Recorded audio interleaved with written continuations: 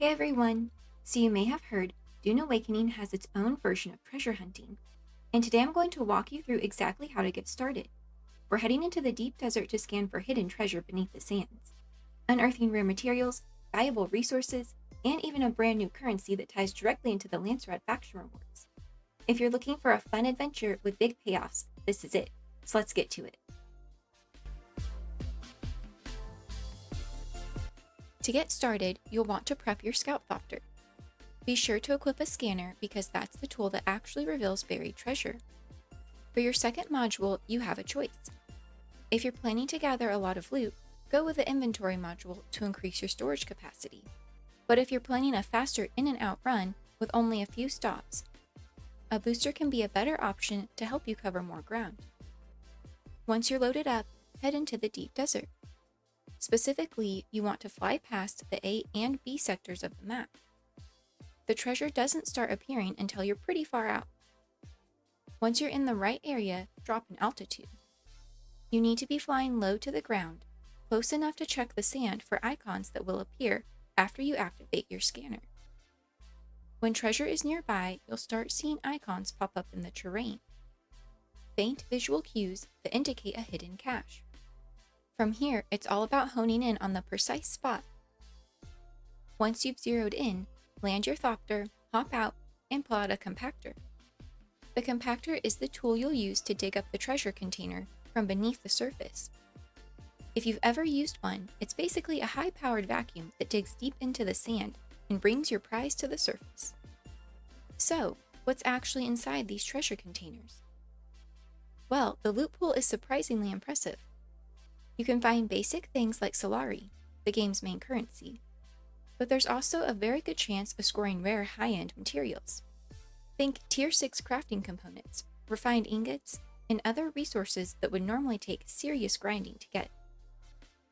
Whether you're working toward a high-end piece of gear, or just making some serious progress in your crafting tree, these caches can provide a much-needed boost.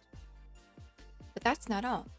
Each treasure cache you open also includes a new type of currency called Opafire Gems. These gems are incredibly valuable, and they serve a very specific purpose. They're used to complete Landsraad tasks, the major faction-based objectives that help your house rise in standing and earn valuable rewards each week. Now, here's where things get interesting. Opafire Gems are turned into the quartermaster at your faction's headquarters. This is the same NPC you go to when turning in other Landsraad-related items. And with the latest update, it no longer matters whether your faction has completed the overarching Landsraad goal. Anyone can now contribute Opafire Gems at any time and still get rewards.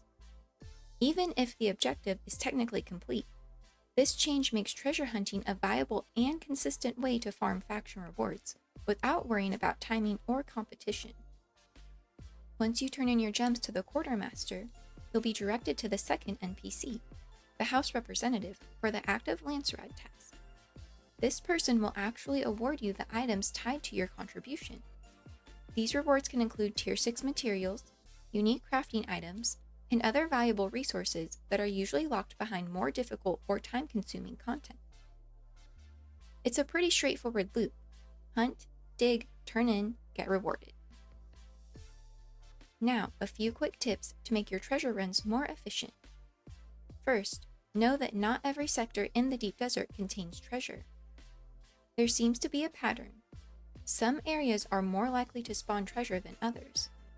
And if you're not seeing anything after several scans, it may be worth moving to another zone. Once you get familiar with where these hotspots are, your runs will go a lot smoother. Second, always keep an eye on your inventory space. These items can be heavy, especially the ingots and rare resources. That's why the inventory module is such a game changer. It lets you stretch out each run and dig up more caches before needing to return home. And speaking of home, make sure you've got enough space in your base storage to handle all this loot. You'd be surprised how fast those containers fill up. Third, always keep a backup compactor. The last thing you want is to be deep in the desert, sitting on top of a treasure, and realize your only compactor is broken. The deep desert is not a forgiving place.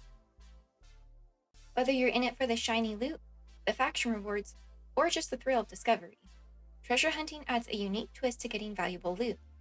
If you've been looking for a reason to take your scout thopter out for a fun adventure, this is it. If you found this helpful, please leave a like and subscribe. Let me know in the comments the best loot you found while treasure hunting. Also, don't forget to join my Discord and channel, and check out my socials below. Thank you so much for watching, and I'll see you in the Spice Blue.